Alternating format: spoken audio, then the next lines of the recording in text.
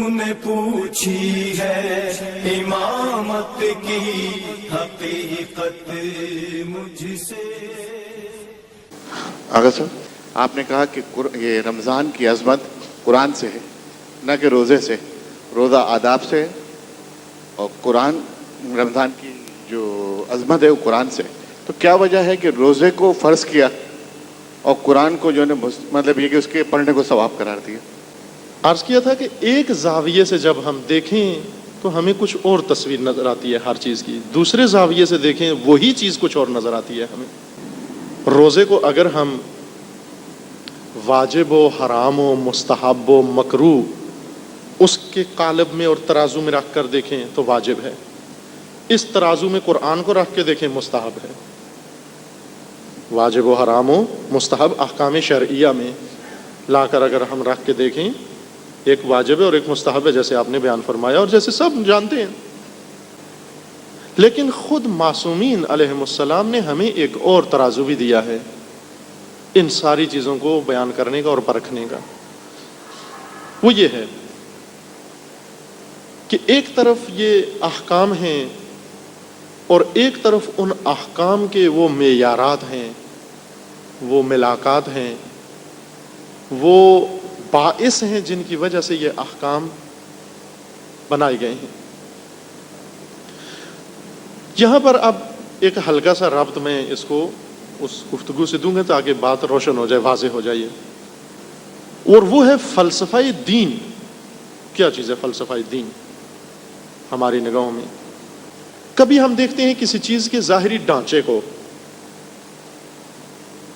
کبھی ہم دیکھتے ہیں اس چیز کے پیچھے کار فرما اس حکمت کو دیکھتے ہیں جس حکمت کی بنا پر یہ ڈھانچہ وجود میں آیا ہے۔ اس فلسفے کو دیکھتے ہیں جس فلسفے نے ہمیں مجبور کیا ہے یہ کام کرنے پر۔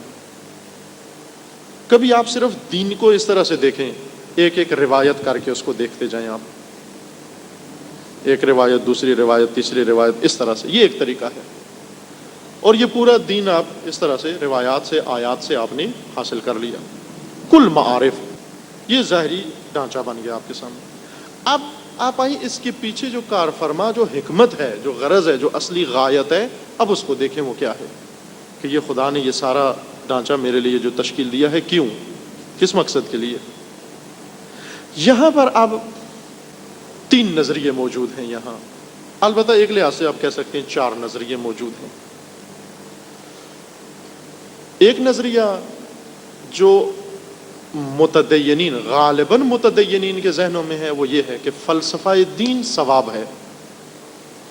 ثواب کو بعنوان فلسفہ دین، حکمت دین، یعنی خدا نے یہ سارا دین بنایا ہے، مجموعہ دین، کس لیے؟ تاکہ مثلا خدا کو مانو، کیوں کہ ثواب ہوتا ہے، یعنی اصول دین، فروع دین، اخلاق، سچ بولو کیوں ثواب ہوگا، جھوٹ نہ بولو کیوں ثواب ہوگا۔ پھر احکام شریعہ پر آئیں، واجبات کیوں ہیں ثواب ہوگا، مستحبات کیوں ہیں ثواب ہوگا۔ پورے دین کا فلسفہ اصول و فروع و اخلاق و تعلیم و تربیت و معاش و سماج و سب کچھ، اس کے پیچھے ماورا جو حکمت ہے ساری کی ساری، وہ ہے ثواب۔ یہ ایک گروہ ہے اور کم لوگ نہیں ہیں، یہ اہل علم میں سے ہیں، غیر اہل علم میں سے ہیں، کہ جو ذہنی طور پر یہ قبول کر کے بیٹھے ہوئے ہیں کہ دین کی حکمت و فلسفہ فقط ثواب ہے، ثواب سے آگے سوچتے نہیں ہیں وہ۔ ایک اس کے بالکل برعکس، آپ کے بالکل برعکس فلسفہ دین ہے، اور وہ یہ ہے کہ دین کا فلسفہ اصلاً آخرت و ثواب اور یہ چیزیں نہیں ہیں، کسی چیز پر ثواب نہیں ملے گا آپ کو، بلکہ سب کا سب کس لیے ہے؟ سب کا سب اس لیے ہے کہ خدا نے یہ سارا ثواب اور یہ تذکرے ابھی اگر یہ ہیں تو اس لیے کہ انسان خدمت خلق کرے، اصلاح احوال کرے، اصلاحات کے لیے۔ اب فرض کریں آپ نے اسپتال بنانا ہے، مقصود اسپتال بنوانا تھا، ثواب آپ کو کہا گیا اسپتال بناؤ، ثواب ہوگا آپ کو، یعنی کہ اسپتال بناؤ، چونکہ معاشرہ صحت مند ہو، سالم ہو، بیماریاں نہ ہوں، خدمت خلق کریں آپ۔ یہ دین آیا ہے صرف اس لیے کہ انسان تندرست رہے، پیٹ بھرا ہوا ہو، تن ڈھپا ہوا ہو، پاؤں میں جوتے ہونے چاہیے، سر پہ چھت ہونی چاہیے، گاڑی ہونی چاہیے، بنگلہ ہونا چاہیے. یہ دین، یہ دوسری دنیا کے نظام اور حکومتیں، جمہوریت میں، ڈیموکریسی میں جو کچھ ہو رہا ہے، دین بھی وہی دے رہا ہے ہمیں. یعنی دین بھی یہ کہتا ہے کہ یہ کرو، یہ ثواب، یہ آپ کو نتائج ملیں گے اسی دنیا میں. فلسفہ دین دنیا سنوارنا ہے. یہ اگرچہ اس طبقے جتنے نہیں ہیں. ثواب کا فلسفہ جو لوگ مانتے ہیں وہ اکثریت میں ہیں، بہت زیادہ ہیں. لیکن یہ روشن فکر لوگ جو ہیں عموماً آج کے دور کے یا پہلے کے دور کے، جب بھی روشن فکر لوگوں کو آپ دیکھیں گے. اب ہمارے ایک دوست ہیں، وہ اسی کا وہ نقطہ بیان کرتے ہیں، کہتے ہیں بعض لوگ ہوتے ہیں روشن فکر، بعض ہوتے ہیں راشن فکر. روشن فکر جو ہوتا ہے وہ فکر اپنی نئی فکر دیتا ہے، جدید فکر مثلا دے. راشن فکر وہ ہوتے ہیں کہ جو راشن جہاں سے ملے وہی بات کرتے ہیں، مثلا جہاں سے پیسہ ملے پیسہ دیکھ کر بات کرتے ہیں، راشن کے مطابق بات کرتے ہیں. یہ روشن فکری ہے. یہ کیا روشن فکری ہے کہ دین آیا ہے صرف یہی کام کرنے کے لیے جو یہاں پر آپ کے شہر میں مختلف تنظیمیں اور دوسرے کر رہے ہیں، یہ این جی اوز جو کچھ کر رہے ہیں، یہی دین اس لیے آیا، یہ عین دین ہے. لہذا جب جاتے ہیں، ایک توفیق ان کو نصیب ہوتی ہے زیارت یورپ کی، تو واپسی پر آ کر بس سر دھنتے رہتے ہیں اور جھومتے رہتے ہیں کہ اگر دین ہے تو وہاں ہے. اس لیے کہ وہاں پر ظاہری زندگی استوار ہے، سنوری ہوئی ہے، ٹھیک ٹھاک، ہر آدمی صحت مند، اپنے گھر میں ٹھیک ٹھاک ہٹا کٹا. تو یہ دین اس لیے آیا تھا. وہ کہتے ہیں جی جو کچھ دین دینے کے لیے آیا تھا انہوں نے لے لیا ہم سے. یہ ایک بہت ہی افراطی فکر ہے. یہ فلسفہ دین صرف اصلاح، اور اصلاح سے مراد یہی دنیاوی نظام بن جائے ہمارا، بس عدالت اس دنیا میں قائم ہو جائے، بس. یہ بہت ہی افراطی فلسفہ ہے دین کا. اور وہ ثواب بہت ہی تفریطی فلسفہ ہے دین کا. اب ایک اور فلسفہ دین ہے، وہ ہے خرافی فلسفہ دین. ان کو اصل ثواب بھی نہیں چاہیے. کچھ ایسے بھی دیندار ہیں جو اصلاً ثواب سے بھی بری ہیں، ثواب سے بھی مافوق ہیں. وہ ان کو ثواب بھی نہیں چاہیے. وہ کس لیے ہیں؟ وہ یہ کہتے ہیں کہ یہ جو کچھ دینی کام ہے، اول تو چاند ایک کو لے لیا ہے، اور جس کو کر رہے ہیں یہ کام، اس کا فلسفہ خود یہی کام ہی ہے بس. مثلا اگر آپ کسی آدمی کو دیکھیں نا ٹہل رہا ہے، ادھر گلی میں آ جا رہا ہے، آپ اس سے پوچھیں بھی کیوں؟ وہ کہتے ہیں کیوں ٹہل رہے ہو؟ کہتے ہیں ٹہلنے کے لیے. ایک آدمی بول رہا ہے، اس کو پوچھو بھائی کیا ہوا، کیوں بول رہے ہو؟ کہے گا بولنے کے لیے. آپ سے پوچھے کیوں بول رہے ہو؟ آپ کہتے ہیں سمجھانے کے لیے. نہیں کہتے بولنے کے لیے. یعنی کام ہوتا ہے، کام کا ایک مقصد ہوتا ہے. کام اور چیز ہوتی ہے، مقصد اور چیز ہوتی ہے. مقصد علاوہ ہوتا ہے، الگ ہوتا ہے. بعض لوگ ہیں ایک کام کر رہے ہوتے ہیں خود اسی کام کے لیے، کام برائے کام. صبح کی ٹہل کو جو لوگ نکلتے ہیں دفتر جانے کے لیے نہیں نکلتے، ٹہلنے کے لیے ٹہل رہے ہوتے ہیں.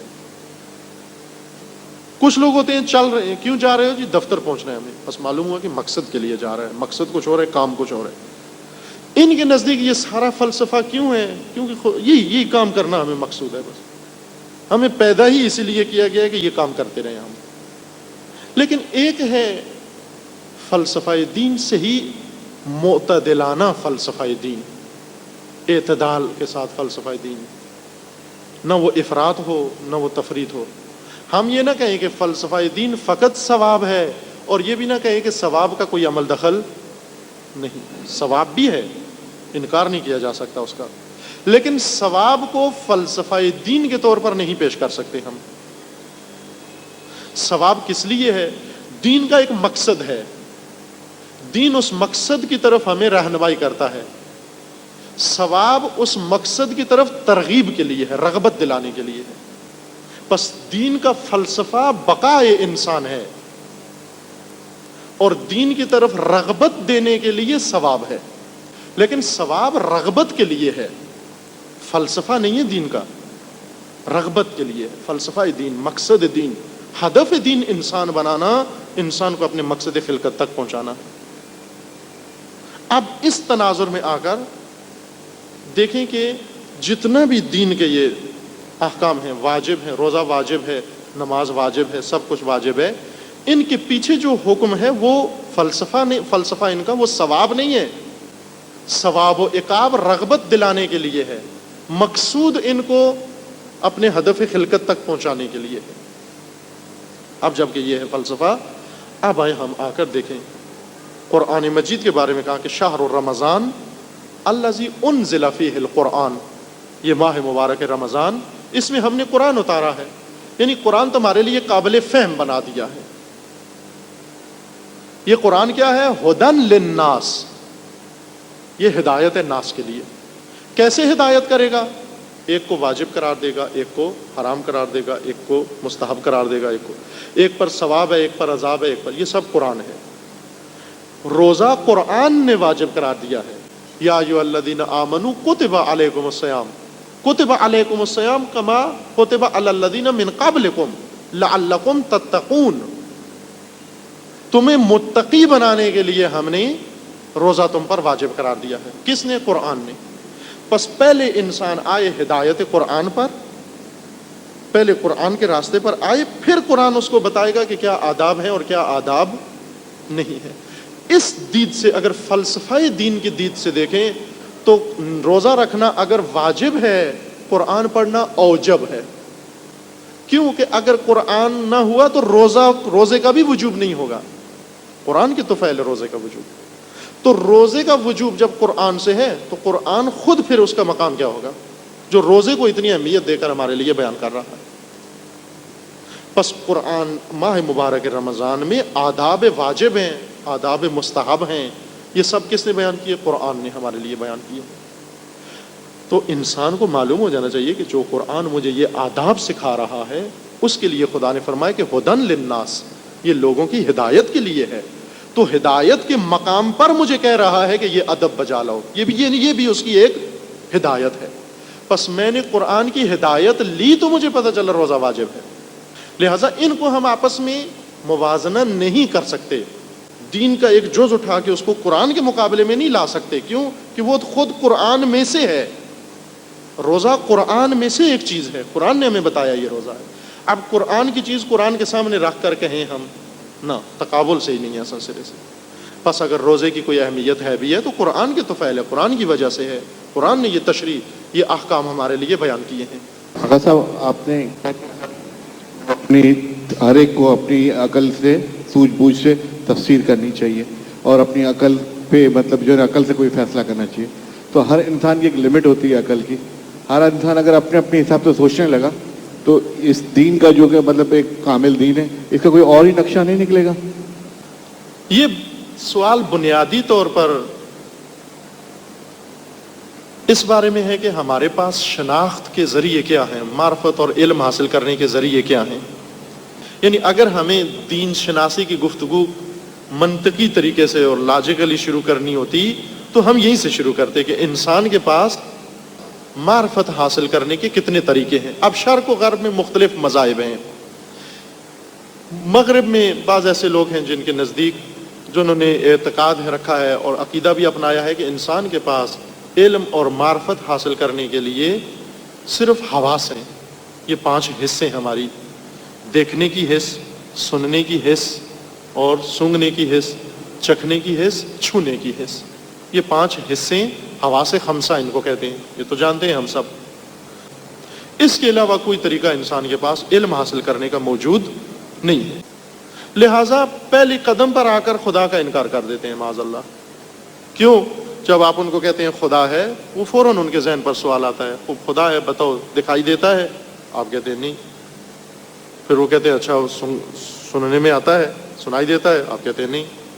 اچھا سونگھ سکتے ہیں؟ نہیں۔ چکھ سکتے ہیں؟ نہیں۔ چھو سکتے ہیں؟ نہیں۔ وہ کہتے ہیں بس پھر ہے ہی نہیں ہے، اس کا مطلب ہے چونکہ جو چیز بھی موجود ہے ہم ان 5 حصوں کے ذریعے سے اس کو سمجھ سکتے ہیں، جب ہماری 5 حصے اس تک نہیں پہنچ سکتی اس کا مطلب ہے وہ موجود نہیں۔ یہ منسوب تو مغربیوں سے ہے لیکن مشرقی زیادہ اس کے عقیدے کے قائل ہیں۔ مشرقیوں کے نزدیک عمل میں مشرقی زیادہ پابند ہیں اس عقیدے کے کہ حص سے آگے کوئی دنیا ہے ہی نہیں۔ حتیٰ مسلمین کے اندر، مسلمانوں کے اندر بھی عملی طور پر اگر آپ دیکھیں اکثریت، ایک واضح اکثریت عملی طور پر ایسے ہی ہے، لیکن اعتقادی طور پر مانتے ہیں کہ نہ، دنیا اس مادیت اور جسمانیت سے بھی بڑھ کر ہے، وسیع تر ہے۔ خوب اگر دنیا اس سے وسیع تر ہے تو اس دنیا کو پہچاننے کے لیے ہمارے پاس کیا ہے؟ حصے تو غیر جسمانی چیز کو نہیں دیکھ سکتی. ہمارے حواس خمسہ فقط جسمانی امور تک ان کی دسترس ہے، لیکن کائنات جسمانیت سے بہت وسیع ہے. اب اس کے لیے پھر کیا ہونا چاہیے؟ اس کے لیے اب ان کے پاس کوئی اور ذریعہ نہیں ہے، لیکن آپ ان کو کہتے ہیں کہ ہمارے پاس اور بھی ذریعہ ہے، اور وہ ہے عقل. خدا نے ہمیں حواس بھی دیے ہیں اور عقل بھی عطا کی ہے. عقل ہمیں خدا نے اس لیے عطا کی ہے کہ جو چیزیں حس میں نہیں آتی یا حس میں آتی ہیں ان کی موجودیت اور ان کی معدومیت کا فیصلہ عقل کو کرنا ہے. عقل ایک اور قوت ہے انسان کے اندر، وہ نقطۂ امتیاز حیوان اور انسان کے اندر. چونکہ یہ 5 حصے تو حیوان میں بھی موجود ہیں، وہ دیکھتا بھی ہے، وہ سنتا بھی ہے، وہ چکھتا بھی ہے، وہ سونگھتا بھی ہے، وہ چھوتا بھی ہے، جانور. لیکن انسان میں یہ 5 حصوں کے علاوہ ایک قدرت دیگر خدا نے ہمیں دی ہے، اور وہ ہے سوچنے کی قوت، عقل. اگر یہ 5 حصے نہ بھی ہوں تو وہ اپنی جگہ پر فعال ہے، اس کی سرگرمی جاری ہے. بس ہمارے پاس ایک اور ذریعہ بھی شناخت کا موجود ہے. وہ آیا کتنا قابل اعتماد ہے؟ کہ سوال بھی آغا صاحب کا اسی کے متعلق تھا. یہ حصے آپ کی دیکھنے کی قوت، کتنا اعتماد اس پر آپ کر سکتے ہیں؟ کرتے ہیں اس پر اعتماد یا نہیں کرتے آپ؟ ابھی آپ مجھے دیکھ رہے ہیں، اس اپنے دیکھنے پر آپ کو اعتماد ہے یا نہیں ہے؟ کبھی جب غیر متوقع چیز آپ کے سامنے آ جاتی ہے تو پھر کیا کرتے ہیں؟ بار بار آنکھیں مل کے دیکھتے ہیں کہ کہیں خواب میں تو نہیں ہوں، آنکھیں ٹھیک کام کر رہی ہیں میری یا کام نہیں کر رہی، کیونکہ اعتماد نہیں رہتا اس وقت اپنی آنکھوں پر. ابھی آپ راستہ چل رہے ہیں، اپنی آنکھوں پر اعتماد ہے، میری بات سن رہے ہیں، اپنے کانوں پر اعتماد ہے، بس آپ ان حصوں پر اعتماد کر رہے ہیں. یہی جو آپ کی حص ہے جس پر ابھی اعتماد کر رہے ہیں آپ، سننے پر، دیکھنے پر، صرف اس دیکھنے کی قوت کو اگر لے لیں. ابھی میں آپ کے سامنے بتاتا ہوں یہ کتنی غلطیاں کرتی ہے. ابھی باہر نکل کے دیکھیں آسمان کو، ستاروں کو نظر آئیں گے آپ کو. کتنے نظر آئیں گے؟ چھوٹے چھوٹے ٹمٹماتے ہوئے دیے یوں ہی نظر آئیں گے نا آپ کو. آپ کی انگلی کے پیچھے چھپ جاتے ہیں، ایسے انگلی کریں آنکھ کے سامنے ستارہ چھپ جاتا ہے. خوب اس ستارے کی جسامت کتنی ہے یہ تو آپ کو معلوم ہے، یعنی اس کا حقیقی وجود کتنا ہے؟ زمین سے بھی کئی گنا بڑا. کوئی ستارے لاکھوں گنا بڑے، کوئی ستارے کروڑوں گنا بڑے، کوئی ستارے اس سے بھی بڑے. یہ معمولی سا ستارہ ہے سورج، اس کی جسامت زمین کے مقابلے میں دیکھیں قابل قیاس نہیں ہے. یہ اتنے عظیم جسے والے ستارے، ہماری آنکھ ہمیں کیا دکھاتی ہے ان کو؟ کہ یہ چھوٹا سا ایک دیا ہے. اب آپ بتاؤ کہ یہ آنکھ پر اعتماد کرنا چاہیے یا نہیں؟ آنکھ کہتی ہے یہ چھوٹی سی چیز ہے، تجربہ کہتا ہے یہ بڑی چیز ہے. دوسروں نے کہا یہ بڑی چیز ہے، آنکھ نے کہا یہ چھوٹی سی چیز ہے. آپ نے کس کی بات مانی؟ آنکھ کی بات مانی یا دوسروں کی؟ دوسروں کی بات مان لی ہے، کوئی ٹھیک ہے ہمیں چھوٹی نظر آتی ہے لیکن ہے نہیں ایسے. آپ ایک ہاتھ ڈالیں ٹھنڈے پانی میں، برف والے پانی میں فریج سے نکال کر، ایک ہاتھ ڈالیں آپ گرم پانی میں، ایک گرم پانی گیزر سے چولہے سے اتار کر اس میں ایک ہاتھ ڈالیں، ایک فریج کے پانی میں ڈالیں. دونوں ہاتھ ڈال کے باہر نکال کے ایک نارمل پانی جو ٹوٹی سے نکالا ہے آپ نے اس میں دونوں ہاتھ ڈالیں. یہ دونوں ہاتھ ایک ہی پانی میں ہیں. یہ دونوں ہاتھ کیا پیغام دے رہے ہیں؟ وہ ہاتھ جو آپ نے ٹھنڈے پانی سے نکال کے ڈالا تھا وہ یہ کہہ رہا ہے یہ پانی گرم ہے. اس سے پوچھو کہ پانی کیسا ہے، اس کا پیغام آ رہا ہے کہ یہ پانی گرم ہے، چونکہ ٹھنڈے سے نکال کے ڈالا ہے نا اس میں. وہ جو گرم سے نکال کے اس میں ڈالا تھا وہ یہ کہہ رہا ہے یہ پانی ٹھنڈا ہے. آپ دونوں ہاتھوں میں سے دائیں پر اعتماد کریں یا بائیں پر؟ دایاں کہہ رہا ہے یہ ٹھنڈا ہے، بایاں کہہ رہا ہے یہ گرم ہے. اور میں کیا کہوں، یہ گرم ہے یہ ٹھنڈا ہے؟ دونوں میں سے ایک صحیح نہیں کہہ رہا، یا شاید دونوں صحیح نہیں کہہ رہے. اس طرح کی جو خطائیں آنکھ کی شمار کی گئی ہیں، کتنی خطائیں ہیں؟ 800 خطائیں صرف آنکھ کی ہیں. صرف آنکھ 800 خطائیں کرتی ہے، اس کے باوجود ہمیں اس پر اعتماد ہے، پھر بھی مانتے ہیں. 800 غلطیاں کر کے پھر بھی امام ہے ہمارے لیے، پھر بھی حجت ہے ہمارے لیے، پھر بھی جو کہے ہم اس کو. مقصود کیا ہے؟ مقصود یہ ہے کہ خدا نے جو ہمیں شناخت کے جو ذریعے عطا کیے ہیں، حسی ذریعے، ظاہری ذریعے، ان میں بھی ایک ان کی حالت یہ ہوتی ہے کہ ان میں خطا ہوتی ہے، ان میں غلطی ہوتی ہے، لیکن ان کو غلطیوں سے بچایا جا سکتا ہے. یہی کہ ہمیں پتہ ہے جب ستارے کو دیکھتے ہیں دیکھتے ہوئے چھوٹا سا نظر آتا ہے، لیکن اسی وقت ہمیں یقین ہے کہ یہ بہت بڑا ہے، یعنی یہ کہ کسی طریقے سے اس کی خطا معلوم ہو گئی ہمیں کہ یہاں پر اس نے خطا کی ہے۔ اگر 800 خطائیں کرتی ہے تو 8000 یا 8 لاکھ مرتبہ خطا نہیں بھی کرتی۔ یہ سارا جہان اسی کے ذریعے ہم پر منکشف ہے۔ اسی طرح عقل بھی ہے، عقل کے ذریعے ہم بہت ساری چیزوں کو سمجھتے ہیں، اور عقل خطا بھی کرتی ہے، اس میں بھی صحیح بات ہے، عقل خطا بھی کرتی ہے، لیکن عقل کو خطا سے بچایا بھی جا سکتا ہے، چونکہ وہ خام عقل جس نے کچھ پڑھا نہیں، جس نے کچھ سنا نہیں، جس نے کچھ سوچا نہیں، جس نے کوئی مشق نہیں کی، جس نے کوئی پریکٹس نہیں کی، اس سے ضرور خطا ہوگی۔ عقل، وہ عقل جو جامد ہے، وہ عقل جو کچھ بھی نہیں سوچتی، وہ عقل جس کو خبر نہیں ہے، وہ عقل جس سے کام نہیں لیا گیا، وہ بہت خطائیں کرے گی۔ لیکن جب اس عقل کی تکمیل ہو سکتی ہے، اس کو اپنے معیار بتائے جا سکتے ہیں، اس کو آشنا کیا جا سکتا ہے، اس کو وہ علوم، وہ فنون، وہ ساری چیزیں بتائی جا سکتی ہیں، اور ان کی اساس پر یہ جب سوچنا شروع کرے، اس کی خطاؤں کی عدد میں بہت قلت آ جاتی ہے، بہت کمی آ جاتی ہے، اتنی کمی آ جاتی ہے کہ پھر اس کی خطاؤں کی طرف اعتنا نہیں کرتے۔ عربی میں ایک ضرب المثل ہے کہ جب کسی کو بے وقوفی کی مثال دینی ہو، کسی کے حماقت کی مثال دینی ہو، جس طرح کہتے ہیں نا کسی کی جہالت کی مثال دینی ہو تو کہتے ہیں یہ ابو جہل ہے۔ ابو جہل جہالت کی ایک مثال بن گیا، نمونہ ہے۔ عربوں کے اندر حماقت کا ایک نمونہ ہے، کسی عرب اگر کسی کو کہیں یہ بہت بڑا بیوقوف احمق ہے تو وہ کہتے ہیں احمق من حبنکا، احمق من حبنکا، یہ حبنکا سے بھی زیادہ بیوقوف ہے، یعنی حبنکا ایک فرد تھا، بیوقوفی میں وہ ضرب المثل ہے۔ پس جو کمزور احتمالات کی اعتنا کرنا، پرواہ کرنا شروع کر دے، اس کو کیا کہتے ہیں؟ یہ بیوقوفی ہے، یہ حماقت ہے، یہ عقل مند نہیں کرتے۔ اب یہ اگر ایک آدمی چیخے مار کے نکل جائے یہاں سے، اس کو پوچھے بھئی کیا ہوا، کہتے ہیں جی وہ احتمال ہے زلزلہ آ جائے یہاں پر، آپ کہیں سبحان اللہ، یعنی اس احتمال کی بنا پر چیخنا شروع کر دیں یہاں، یہ تو بیوقوفی کی علامت ہے یہ، اور نہیں کرتا کوئی عقل مند آدمی، جیسا کہ نہیں کر رہے۔ پس صحیح ہے عقل میں، عقل ناقص ہے، تمام چیزوں تک اس کی دسترس نہیں ہے، یہ درست، لیکن اس عقل کو جب وہ تمام علوم، وہ تمام فنون، وہ تمام معیارات آشنا ہو جائے، چونکہ عقل دی ہے، ساتھ خدا نے تعلم کا بھی ذریعہ قرار دیا کہ تعلیم بھی دی ہے۔ عقل ہونا کافی نہیں ہے، عقل کو تعلیم بھی چاہیے۔